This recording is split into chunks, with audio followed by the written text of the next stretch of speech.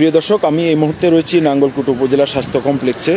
নাঙ্গলকোট উপজেলা স্বাস্থ্য কমপ্লেক্সের কর্মকর্তা ডাক্তার বেলায়েত হোসেনের বিভিন্ন অনিয়ম এবং তার অবহেলার কারণে এখানে অসংখ্য মানুষের প্রাণহানি ঘটছে এবং এখানে চিকিৎসা সেবা বিঘ্নিত হচ্ছে। এখানে বিভিন্ন অনিয়মের বিষয় তুলে ধরবেন।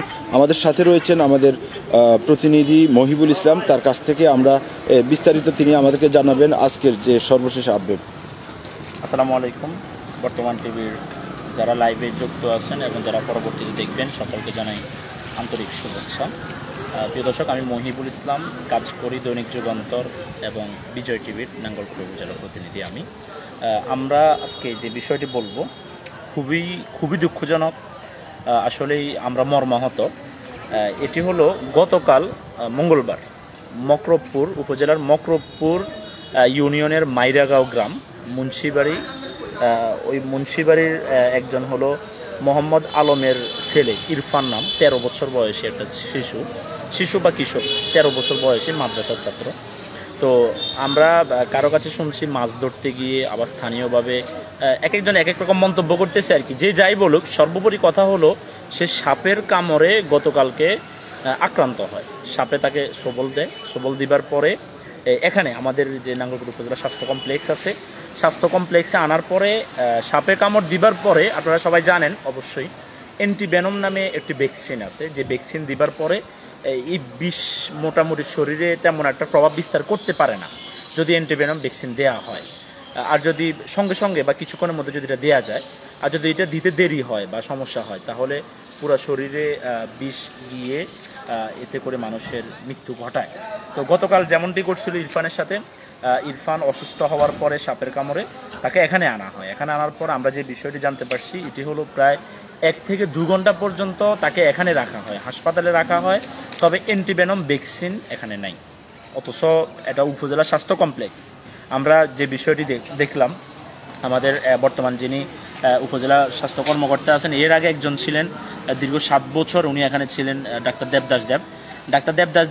যতদিন ছিলেন ততদিন আমরা কখনোই অ্যান্টিভেনম ভ্যাকসিন সংকট দেখি নাই, এবং কি আমাদেরকে সাংবাদিকদেরকে প্রায় ডেকেই ডাক্তার দেবদাস দেব বলতেন যে অ্যান্টিভেনম ভ্যাকসিন আছে, আপনারা এলাকাতে এই কথাগুলো ছড়িয়ে দেন, যাতে করে কাউকে সাপে কামড় দিলে উপজেলা স্বাস্থ্য কমপ্লেক্সে যাতে নিয়ে আসে।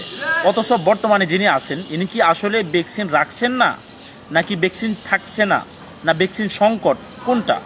আচ্ছা, তাহলে আমি আপনার কাছে আরেকটি প্রশ্ন। তাকে তো বারবার আমরা ফোন দিয়ে পাই না, সেক্ষেত্রে তার সরাসরি বক্তব্য নিতে গেলেও সে বক্তব্য দিতে আগ্রহী না বলে আমাদেরকে বলে, এবং তার মাঝে আমরা কিছু উত্তেজনা লক্ষ্য করি। সবসময় আসলে তার ভিতরে কিছু একঘেয়ামি উত্তেজনা আমরা লক্ষ্য করি।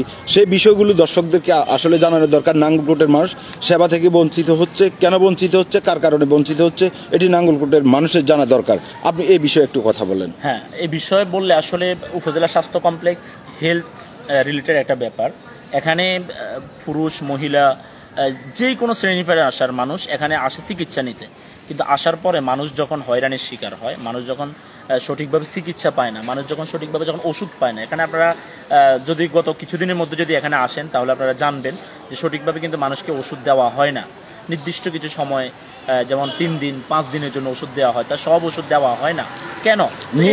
নিয়ম তো আছে, হার্টের যারা পেশেন্ট আছে তারা 1 মাসের মেডিসিন পাবে, কিন্তু এখানে আসলে কি তা পাচ্ছে না। এখানে আসার পর আমরা এরকম কয়েকটা অভিযোগে পাইছি যে এখানে আসার পর মানুষ আসলে ওভাবে ওষুধ পাচ্ছে না। তাহলে কেন পাচ্ছে না, কেন, মানে এত অনিয়ম কেন হচ্ছে? এখানে একজন স্বাস্থ্য কর্মকর্তা, আমরা যখনই তার কাছে এই ব্যাপারগুলো জানার জন্য আগ্রহী হই বা বক্তব্য চাই, তিনি কিন্তু আমাদেরকে সরাসরি কোনো বক্তব্যই দেয় না।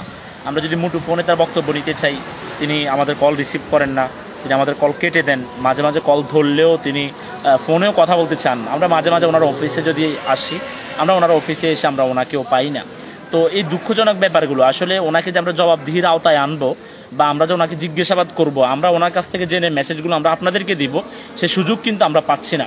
সুতরাং আমরা নাঙ্গলকোটের আপনার কাছে আরেকটি আমি দর্শকদেরকে জানানোর উদ্দেশ্যে আপনার থেকে কথাগুলো নেয়া, উপজেলা নির্বাহী অফিসার আল আমিন সরকার তার বিষয় কি বলেছেন যখন আমরা তার কাছে বিষয়গুলো নিয়ে গিয়েছিলাম, তিনি কি বলেছেন? আমরা যখন বিভিন্ন বিষয় নিয়ে আমরা সিভিল সার্জনের সাথে কথা বলছি, সিভিল সার্জন আমাদেরকে যে বিষয়টি জানাইছে যে এখানে স্বাস্থ্য কর্মকর্তা যিনি আছেন ইনি সিভিল সার্জনের কলও নাকি তেমন রিসিভ করেন না, এটি দুঃখজনক। এবং কি আমরা যখন আমাদের উপজেলা নির্বাহী কর্মকর্তাকে যখন এই বিষয়গুলো সম্পর্কে অবগত করি, আমাদের নির্বাহী কর্মকর্তা উনি আমাদেরকে সামনে রেখেই কিন্তু উনি স্বাস্থ্য কর্মকর্তাকে একাধিকবার ফোন দিলেন, বাট উনি ফোন রিসিভ করেন নাই।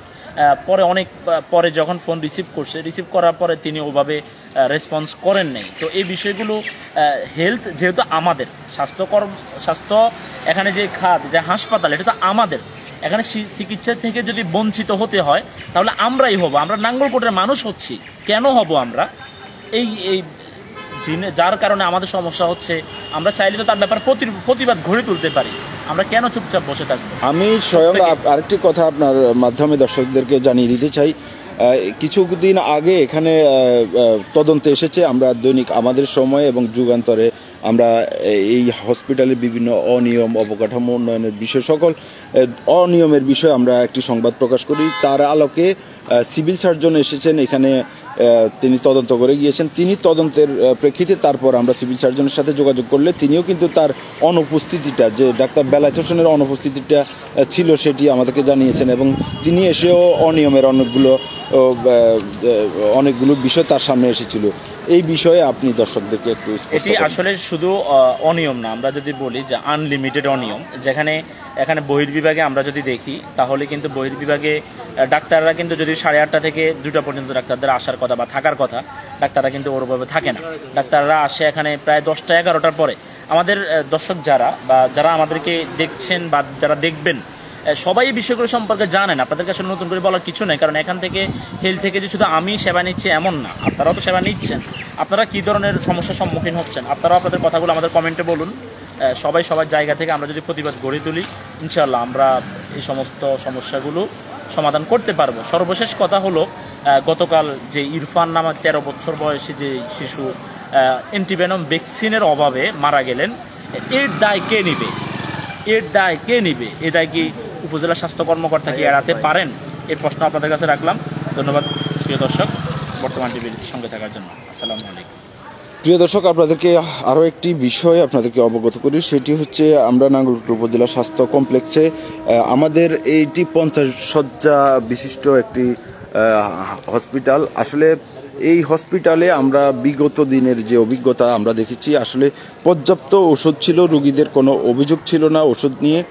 তবে ছোটোখাটো কিছু অভিযোগ থাকলেও যেটি সাধারণত আমরা বলার পরে সেগুলো কিন্তু সমস্যার সমাধান করে চিকিৎসা সেবা দেওয়া হয়েছে রোগীদেরকে। কিন্তু অত্যন্ত দুর্ভাগ্য, এমন একজন লোক এই কর্মকর্তা হিসেবে এখানে এসেছেন, তিনি একঘেয়ামি করেন, এবং তার যে একঘেয়ামির কারণে কিন্তু নাঙ্গলকোট উপজেলার মানুষ কিন্তু স্বাস্থ্য সেবা থেকে বঞ্চিত হচ্ছে।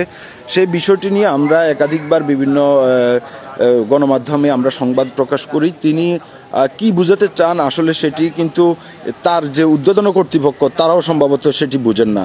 তিনি কি বুঝাতে চান? তিনি খুব একটি দাম্ভিকতার সাথে তিনি থাকেন, তিনি বক্তব্য দিবেন না, তিনি এসব ব্যাপারে কোনো ব্যবস্থা গ্রহণ করবেন না। আমাদের এখানে আমাদের সহকর্মী ওমর ফারুক আছেন, আমরা তার কাছ থেকে একটি বিষয় জানবো। নাঙ্গলকোট উপজেলা স্বাস্থ্য কমপ্লেক্সে এসে যে রোগীরা বিভিন্ন সময় হয়রানির শিকার হচ্ছেন, সেই সাথে ইরফান 13 বছর বয়সী যে কিশোর গতকাল মারা গিয়েছে, তার বিষয়ে আপনি যদি একটু দর্শকদেরকে বলতেন। না, বিষয়টি হচ্ছে নাঙ্গলকোট যে সরকারি হাসপাতাল, এই হাসপাতালে কিন্তু যে বিড়াল কুকুরের কামড়ের যে অ্যান্টিভেনম ওইটাও নাই। তাছাড়া গতকালকে যে ইরফান মারা গেছে, সে নাঙ্গলকোট যে সরকারি হাসপাতাল এখানে চিকিৎসা নেওয়ার জন্য প্রায় 1 ঘন্টা ছিলেন। তো তাকে আমরা যে বিভিন্ন মাধ্যমে জানতে পেরেছি যে সাপে কাটার যে রোগী তাদের জন্য অ্যান্টিভেনম প্রয়োগ করতে হয়। কিন্তু এখানে আসার পরে যে স্বাস্থ্য কমপ্লেক্সের যারা দায়িত্বরত রয়েছেন তারা বলছে অ্যান্টিভেনম ব্যবহার করছেন, তার জন্য সাপোর্ট কিছু ওষুধ লাগে, ইনস্ট্রুমেন্ট লাগে, সেগুলো এই যে নাঙ্গলকোট যে হাসপাতালে সরকারি হাসপাতালে নেই, পাশের কয়েকটি ক্লিনিক থেকেও তারা এগুলো নিতে পারেন নাই। এছাড়া যে রোগীটি যে কিশোরটি মারা গিয়েছে, সে তাকে 1 ঘন্টা নাঙ্গলকোট রাখার পরে কুমিল্লা নেওয়ার পরে সে চিকিৎসাধীন অবস্থা তার মৃত্যু হয়। আমরা যতটুকু জানি যে নাঙ্গলকোট যে হাসপাতালটি, এটি দীর্ঘদিন থেকে অবহেলিত একটি হাসপাতাল। এটি এক ধরনের নোংরা পরিবেশের মধ্যে এটির স্বাস্থ্যসেবা কার্যক্রম চলে। ডাক্তাররা সময় মতন আসেন না, কেউ কাউকে মানেন না, সবাই সবার মতন করে চলেন, যেটি আমাদের নাঙ্গলকোটের প্রায় 5 লক্ষ লোকের জন্য যে একমাত্র স্বাস্থ্যসেবার যে সরকারি হসপিটাল, এটি থেকে কিন্তু মানুষ নিয়মিত কেন চিকিৎসা পান না। এটি আমরা দীর্ঘদিন থেকে জানি। আমরা বিভিন্ন গণমাধ্যমে এই বিষয়গুলো নিয়ে যেভাবে আমরা জাতীয় উল্লেখযোগ্য গণমাধ্যমে সংবাদ প্রকাশ করেছি, তার মধ্যে এখন বর্তমান ম্যানেজমেন্টে যিনি রয়েছেন উপজেলা স্বাস্থ্য পরিবার পরিকল্পনা বিষয়ক কর্মকর্তা ডাক্তার বেলায়েত হোসেন, তার বিরুদ্ধেও রয়েছে একেবারে অভিযোগের পাহাড়। তাকে আমরা কিছুদিন আগে জেলা সিভিল সার্জনের সাথে কথা বলেছি। তিনি বলেছেন তিনি সরজমিনে নাঙ্গল হাসপাতালে আসার পরও বিভিন্ন অনিয়ম দেখেছেন, বিষয়গুলো মন্ত্রণালয় সেই আবেদনের মাধ্যমে জানিয়েছেন। এখন পর্যন্ত কিন্তু নাঙ্গলকোট প্রতিদিন যে সরকারি হাসপাতালের বিভিন্ন অনিয়ম দুর্নীতি অবস্থাপনার মধ্যে চলছে, যেন এই স্বাস্থ্য খাতটা দেখার মতন এখানে যে কেউ নেই।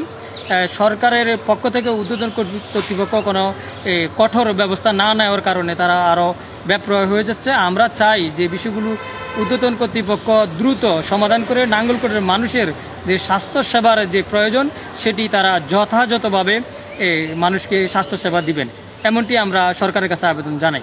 ধন্যবাদ ওমর ফারুক আমাদের সঙ্গে থাকার জন্য। আমরা দর্শক যেটি জানিয়েছিলাম, আমরা এই বিষয়ে নাঙ্গলকোট উপজেলার স্বাস্থ্য কর্মকর্তা বেলায়েত হোসেনকে আমরা ফোন দিলে তিনি ফোন রিসিভ করেননি, এবং আমরা তার কাছে গিয়ে বক্তব্য চাইলেও তিনি বক্তব্য দিতে রাজি না। এই বিষয়টুকু এই বিচারের দায়ভার আপনাদের হাতে ছেড়ে দিলাম। সকলে ভালো থাকুন, বর্তমান টিভির সঙ্গে থাকুন। ধন্যবাদ সকলকে। বর্তমান টিভি, সত্য প্রচারে দুর্বার এগিয়ে চলা। সকল সংবাদ সবার আগে দেখতে চোখ রাখুন বর্তমান টিভির ফেসবুক পেজ ও ইউটিউব চ্যানেলে।